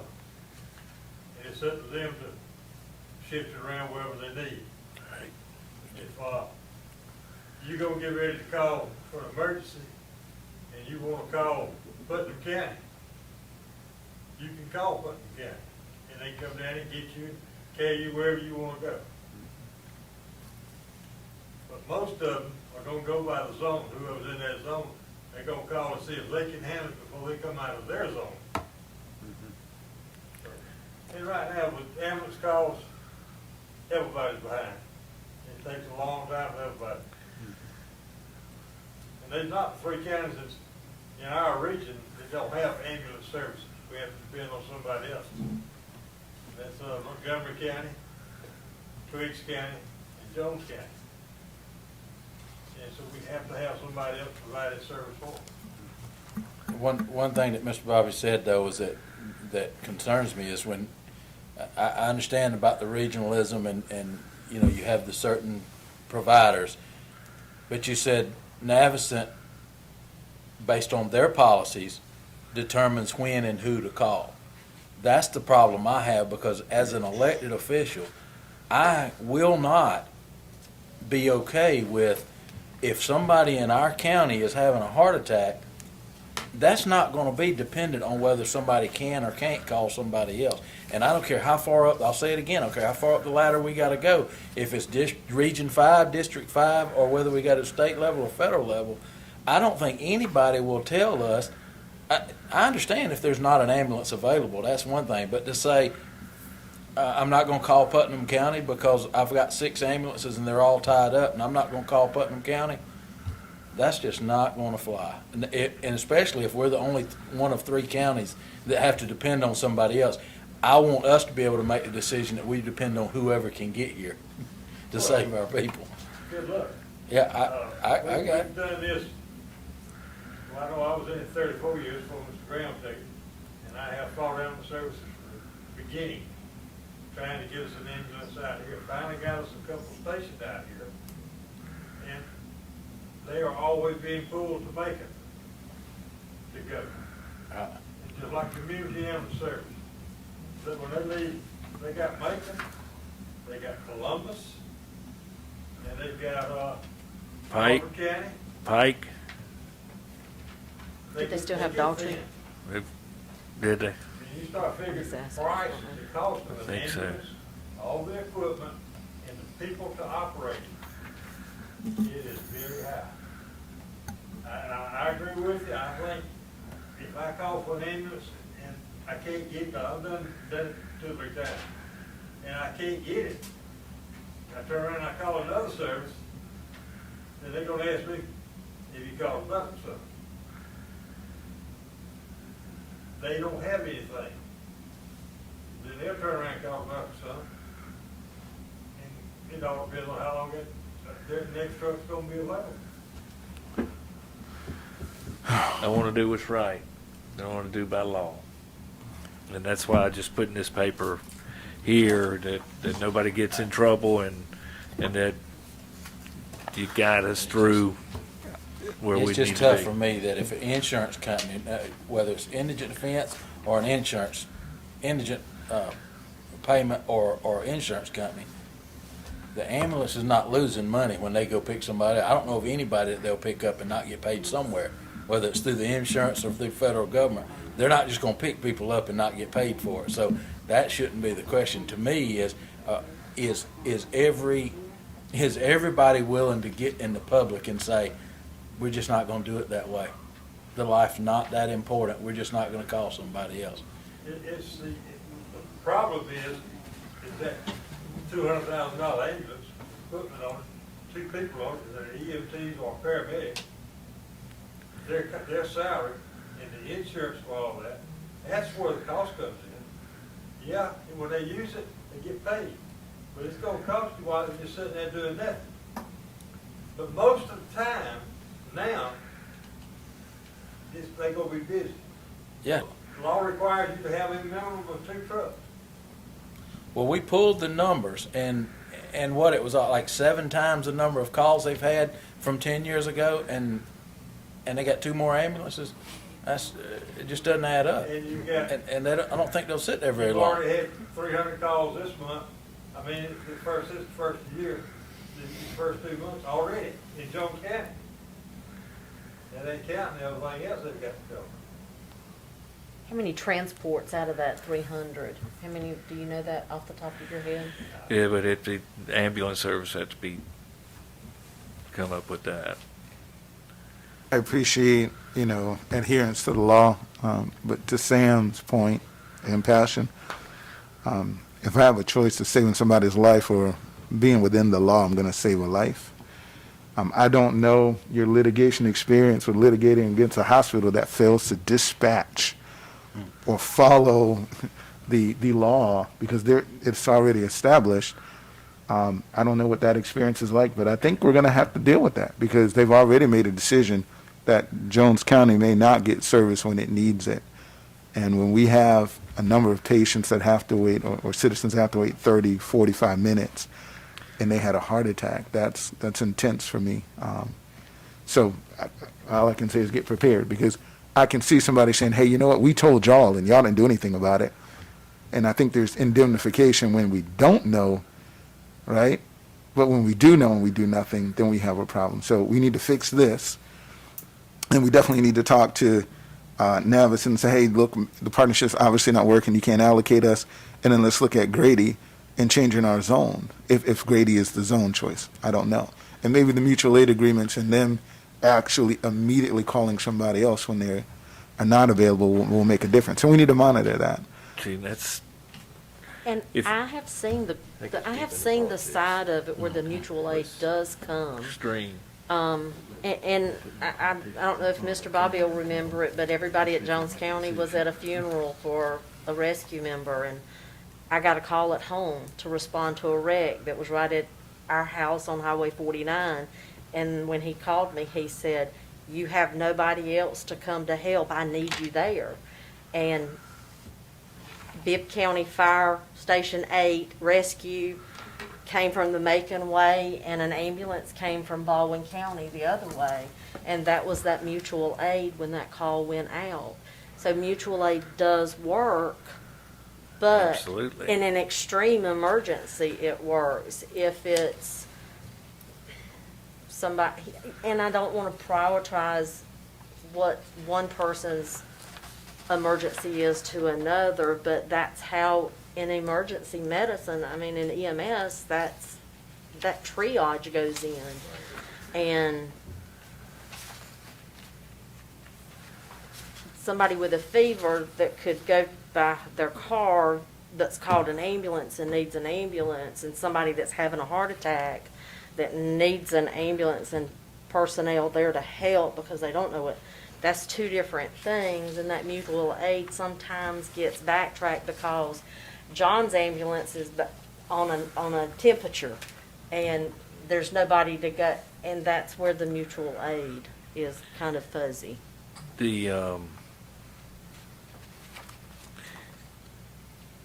That protect life and property. And this is the best start to make sure that we have our ducks in a row. And this is what this is about. Because I know we're fixing to get into a meeting, but I just wanted us to know this backwards and front. It's as basic as it can be, but that's how it's written. So it's easy to go by, and it's just a good beginning as far as I'm concerned. When we go to the table, we'll know it, and it'll become soon. But then again, I hope soon that this virus is gone. The And we may be running into something else. The physician told me today, we're looking at 2 more bad months. And projects that we're doing. The fire hydrant pressure testing is well underway. We've got the Highway 57 corridor completed. That includes the Windsong subdivision, Hidden Hills, Coley Road, Masseyville Road, Lee Road, and Candlewood. And next month we'll go back and paint the hydrants and color cap the hydrants to the appropriate pressure. So that's well underway. We're working on making another payment option, the ACH. We've worked with Levita has finished her process, and Will has to do a little work, and then it comes back in our hands, and hopefully within the next couple of weeks we'll have another option for the public to use in paying their bill.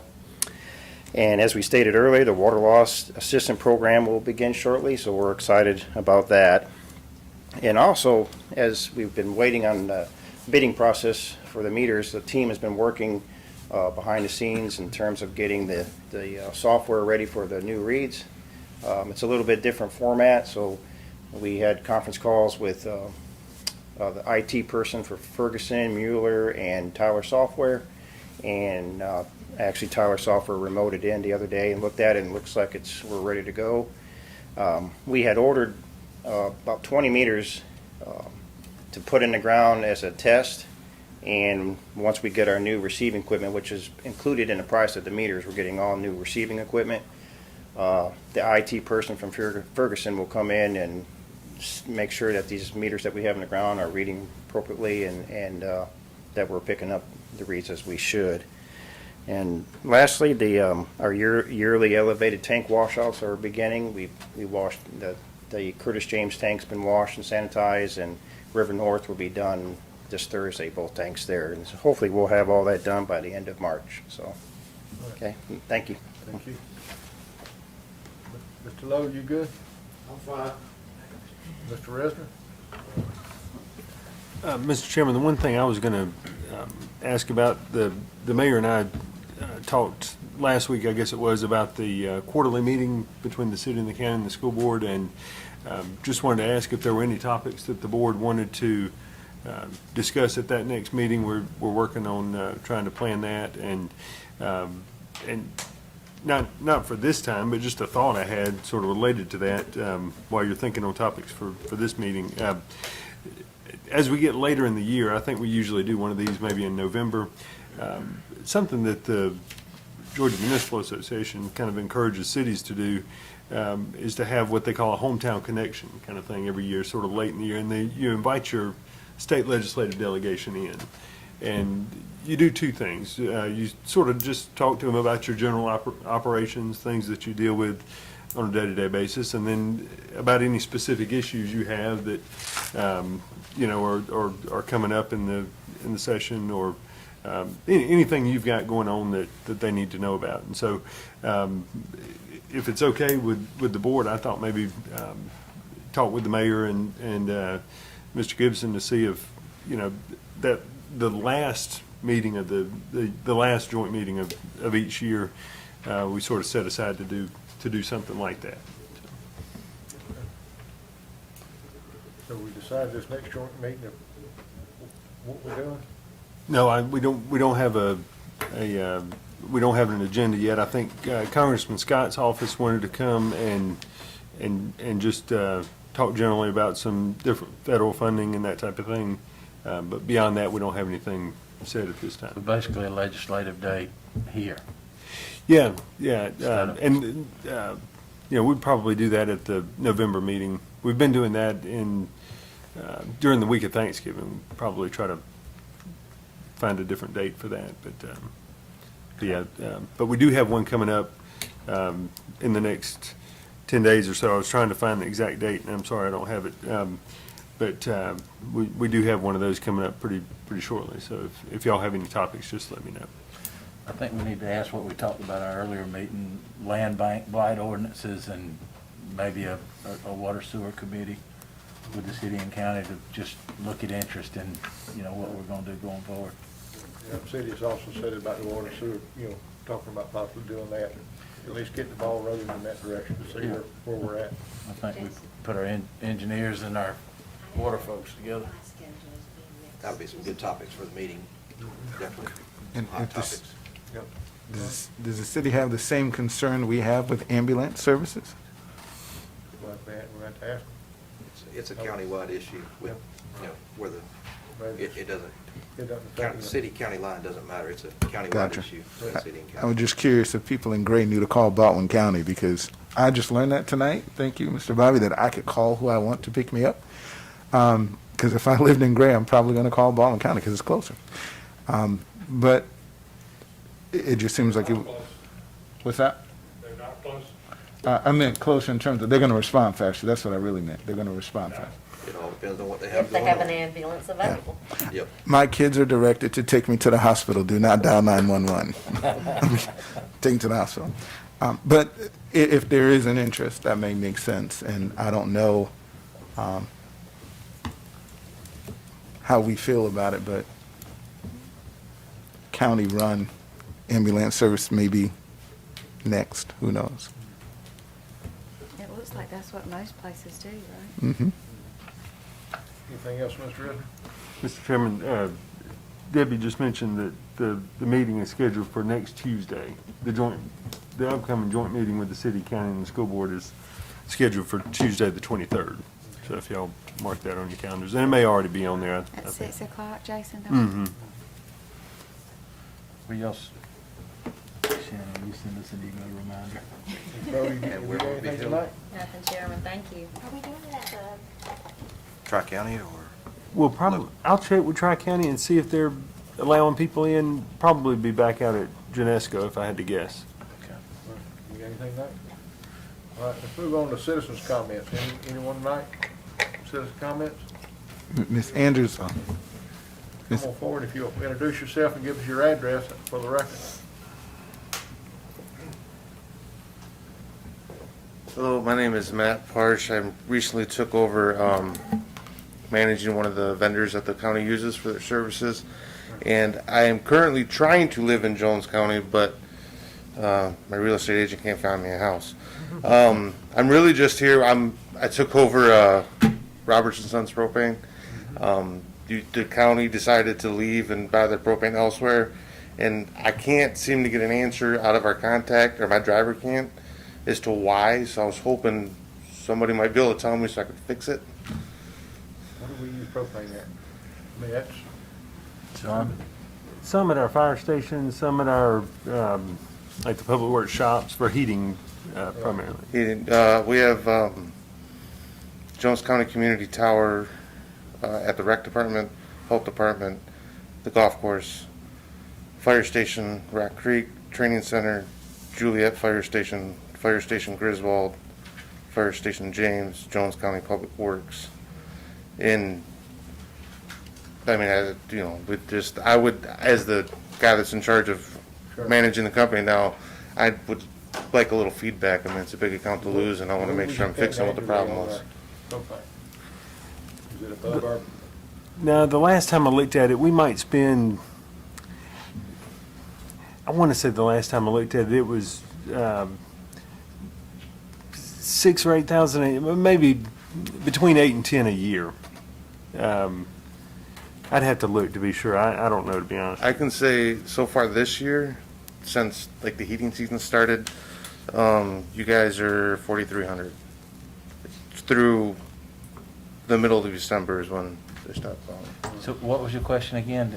Did So we change? we lost the business, and I can't get an answer. My drivers can't get answers from the local contacts at the places they deliver, and I just assumed, knowing that you guys have the checkbook to the county, maybe you might have something. Why you decided to go somewhere else? Do we bid it out? I mean, did it go to bid and I just missed it, or? I don't No, know, we- if it hits the threshold, we gotta bid it, so. Yeah, the last time I checked, it was below the threshold. So, I mean, it's just something that can be purchased based on, pricing. Yeah, we always want to get the best price possible, and, if we're paying more for somebody's buddy over here, then we want to, if you have the best price, then we want to, give the best, be good stewards of county money. And if that's, if it was price what little bit of research I did, and from what I gather, the company that took the business, at least their everyday run-of-the-mill price is generally higher than ours. So I was just concerned it was something more that I didn't, you know, I couldn't get any We just answers need to do to. our due diligence and make sure we're not, even though we're under the bid threshold amount, make sure we're not paying more than we should for our product. I mean, it's just a. John, you want to make a comment on it? Our prices haven't changed. We've still been using you. So, I mean, the cost of propane has gone up this winter. We're looking for But that. the discount that the county gets for being such a bigger volume user hasn't changed. Right, I mean, that's what I'm getting at, is it hasn't changed in the last 3 or 4 years. It's been done with the same person. The same And I supplier. don't know if he's still here or whatever, and I knew that there was a change in who was running the place, but I know you guys were the cheapest versus the others. I know that, so we got the cheapest rate. So we It has not changed in the last couple of years. So we still buying from? Yes, sir. Yes, sir. Well, we haven't delivered any gas to any Jones County tank in over a month. Wait another week. We're conserving. I guess I have, We don't use it if we don't need it. I have on, according to my drivers who are out on the road, there's already been a couple of tanks swapped out to a different company. We did at Public Works. So can I ask why is really the only reason I'm here. Well, What did we do that the other company? Yeah, I don't think this is the place And for it that. might not be, Place for but Mr. Department Head there, because I mean, we entrust these department heads. I guess if he's the guy that can give me the answer, Yeah. I can reach out directly. Jason, And we is that tried, something and you I want to haven't got spearhead? phone calls. I say we let Jason handle it, because I kind of disagree that it's a department head issue. I think we should buy from the same company countywide and get the bigger discount. Get a So volume every department discount. head's buying from a We need different best company. price possible. But that's something Jason probably should be Yep. spearheading. Put that on your plate too, Jason. I know you didn't have nothing to do, so. Yeah. And if you have that spreadsheet, can you send it to him so This- he doesn't have to create a new one? Yeah, it's, I mean, it's not really, it's nothing fancy, Just trying to help him out. but, It just have all the tanks and stuff, their contact info. All right. Well, I appreciate you coming forward. Like I said. all right, well, and thank you for the time. I know everyone's had a long night, but, Yeah, you sit through a long night. You're welcome to, you need to come to more of these. yeah, I, say this as diligently as possible. I've recently moved, down here from Michigan. I was very involved in local government up there, and I'm looking forward to not being involved down here. Well, we want you involved for the right reasons. Well, right. All right, well, I appreciate your guys' time. Thank you for coming. We appreciate it. All right. Any other citizens tonight? If none, do we have enough citizens? What? Miss Andrews was gonna. Miss Andrews, she you had- raise your hand? She changed her mind? Okay. Oh, they're doing that sign language over here. Ms. Vaughn, you want to start us off tonight? I will. Great work session earlier with Blight. I think we know where we got to go from there. I'm glad to know that water meters, that we're finished when these get in and get installed. Hope to see a big difference in our water loss and revenue. When are the sirens getting here for the weather sirens? That was one of the questions. What's that? When the weather sirens, What about when are they going to get here? How long will it take them? them? They're making them now to be in Okay, the spring. well, that's good. All right. Yeah, there's 4 on order that they put them together. They Okay. have to go out west and buy them And bring them back. used and bring them back Okay. and refurb. All right, so can't wait to see what 2 weeks holds. Great. Commissioner Martin? Awesome. I'm excited about the water department too. It's been long overdue. Of course, stopping the leaks, getting a hold of what's happening in the water department, and more importantly, getting all of the meters installed, because some citizens have been paying this rate while others have been paying this, and I think it's going to balance out once the meters go in. I do want to make sure that that training happens corporately in the water department, because I know we've had some transition and turnover, and that makes sure that you have your legacy employees equipped, but a pipeline of educated folks to continue to carry it on. Blight, without question, I hope we can, did we agree to buy the software? Because did I miss that? We already own this software. Yeah, I thought we did, but, There's an add-on that's like $3,500. right, so he's authorized to do that, just making sure. Well, Because we don't that's- have to vote on 3,500, it's below 10,000, right? Yeah, but you all need to vote on whether or not you want him to We didn't give them direction on which Yeah. way to go. Right. let's put it on the next agenda just to, Next agenda. yeah. All right. We'll do that and cameras and everything. How's that? Sounds great, all right, thank you. A long day. Yeah, it's been a long day. So in workforce development, again, we still have these funds for youth and for out-of-school folks want to use them in the county before we have to send them back.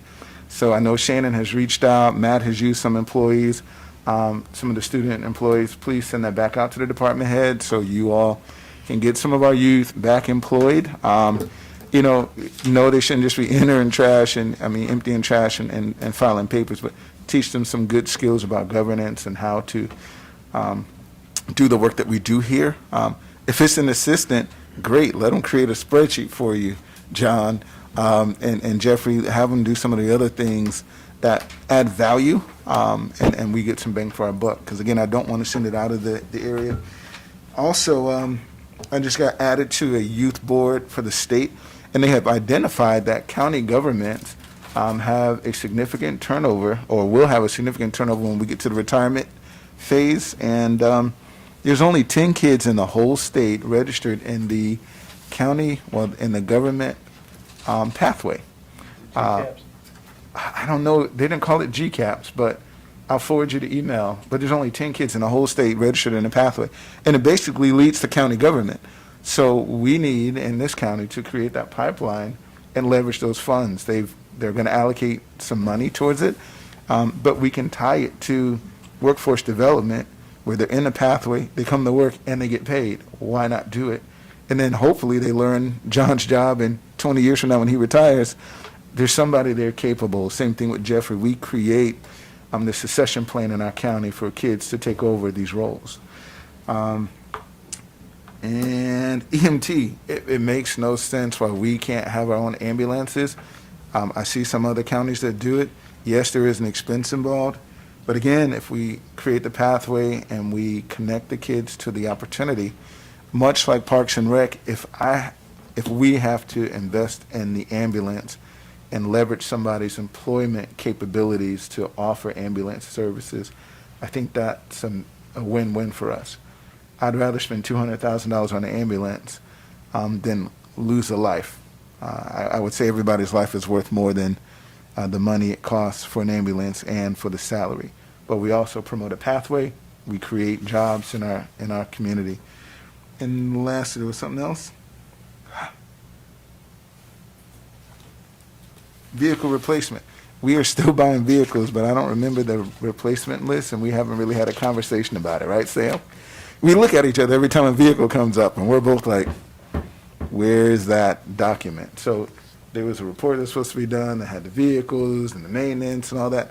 And I think anytime we get ready to buy a vehicle or a tractor, we should have that in front of us so we're prepared to make some good decisions. I know that truck was 1996. It probably needs to be replaced.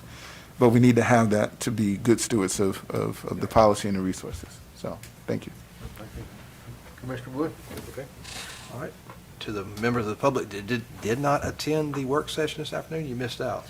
And there's a lot of work and progress made this afternoon, and we have more work to go. And we've got to change, and I'll say it for the people at home, we've got to change from being reactive to proactive to make progress in blight, trash on the roads, and other code violations.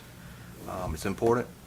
I was out at a property in the north end of the county this week, and if I had taken a picture of the property, I'm not going to tell where it's at, everybody knows where it's at, and I held it up against the property in another county next to us, you couldn't have told the difference, and that's sad. And it's the problems of other counties are bleeding over to ours because they have out-of-town owners. So we've got some changes to make, and I look forward to working with the board and doing that. And the EMS, we're going to have to look at it. And Putnam has their own EMS, and they somehow have found the money. They have their own ambulance. Jasper has too. So we need to look at it. What's the holdback? And, you know, how are they spending their money differently and they can provide it? It's just things we need to look at and address. Maybe we can't afford it. We have to face that day and keep using what we're doing. Or maybe we can afford it if we change a few things here and there and figure out, you know, our little issues. But it is worth saving a life if we can, because we hear on the radio sometimes, depends on, and we're at the mercy of what goes on in our other counties of whether we have an ambulance available to us, and they will tell us on the radio, no ambulance is available, and they'll keep paging rescue trying to get somebody out there to be that hold the line until the ambulance can get there. And we appreciate the rescue for doing that, but we need to address a couple of things like that. All right, thank you. Commissioner Kitchen? I only got one thing, and I talked with Jason, I've talked to Jeffrey about it, and it may have been an unintended consequence that when the last time we talked about the water bills that they went out, you know, we were going 2 months before we were cutting people off, and we talked about bringing that back because once they got to 2 months, it was harder for people to catch up and keep their payments up and that, and it was really a disservice to the customer to let them go that long without making a payment. So we talked about it, and I think we voted to squeeze that window in a little bit and then extend a 7-day grace period for cutoffs. I'm sure everybody else got that notice in their water bill last month that said, you know, effective April 1st. It's due on the 15th. It's late on the 16th. 7 days later, it's cut off. The issue I have, and I talked to Jason about it, I get my water bill on the 6th. And it's late on the 15th. That's 9 days from the time I get it. If we're on a 30-day cycle, 21 days have passed before I get my water bill.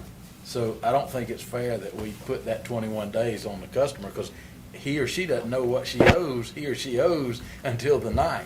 And if you're on vacation for a week, you got 2 days to get back, write your check, get it in the mail, and get it to the water if you're doing by check. Now that we're talking about going electronic, that's one partial solution, but I know a lot of people that still write checks, especially for water. But we got to figure out, I don't think we meant to cut this down to a 10-day period from the time you get your water bill to the time you get to pay it back. So I think we need to look back at that. As the way it stands right now, my water bill, I got 10 days from the time I get it out of the mailbox till it's late. We need that on the next agenda. We having a water work session? We can add that to the agenda, yeah, that'd be good. All right, great. And I don't know how we do it, if we shorten the time with the third party that we're sending the billing to, or we back our billing date up 10 days, but I don't think that's fair. Because we're literally giving people 10 days before they're late, and there's a fee associated with that after 10 days, when we've had it 20. All right, is that all? That's it. All right. This time I need a motion to adjourn to go into executive session for real estate. So moved, Mr. Chairman. Second. Second, all in favor, aye? Aye. Thank you.